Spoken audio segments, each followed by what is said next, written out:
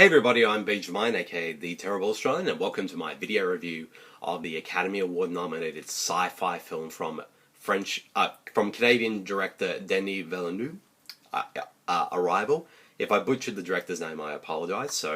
I should say it off the fact that, to me, Denis Villeneuve, and if I butchered his name again, I apologize. I've heard so many different variations of how his name is pronounced, so forgive me if I got it wrong. I'm really sort of becoming a big fan of him as a filmmaker. I first was introduced to his film, on his Oscar-nominated film, on Sendies a couple of years back, and I thought it was an absolutely brilliant film, and it made me and it put him instantly on my list as filmmakers to watch.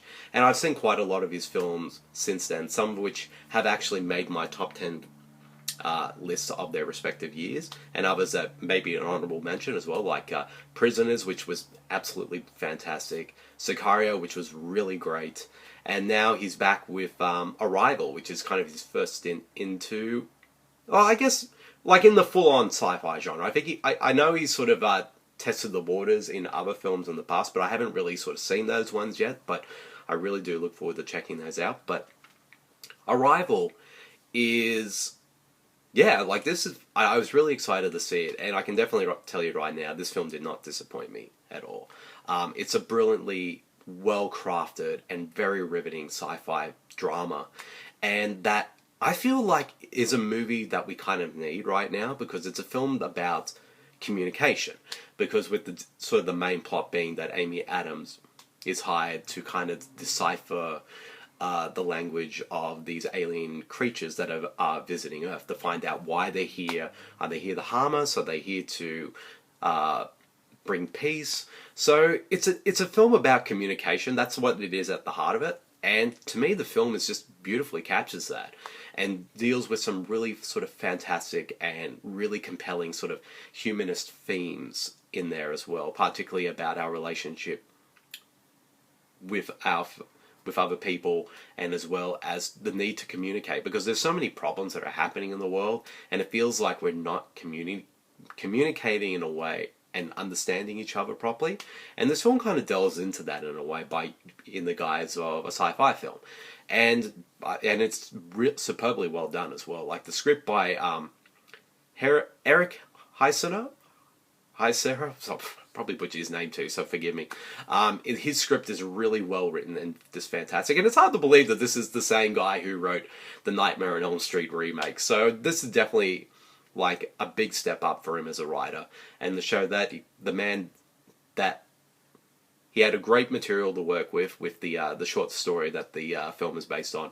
So he crafted this really great screenplay as well, and of course, Denis Villeneuve's direction is absolutely terrific as well, and and visually the film looks fantastic, and especially with the cinematography by Bradford Young, which is beautiful.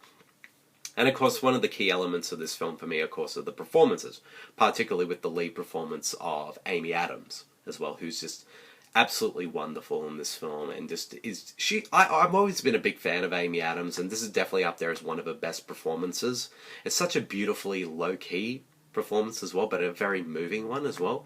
And especially when you sort of watch the film, and as the story progresses along, you kind of learn a couple of things that you're kind of surprised about in terms of her character and what she's going through in the film, because there are some kind of like turns that the story goes with that I found really compelling and actually quite surprising as well, which I won't go into because it is spoiler territory. But let's just say that that it definitely will surprise you and quite move you as well.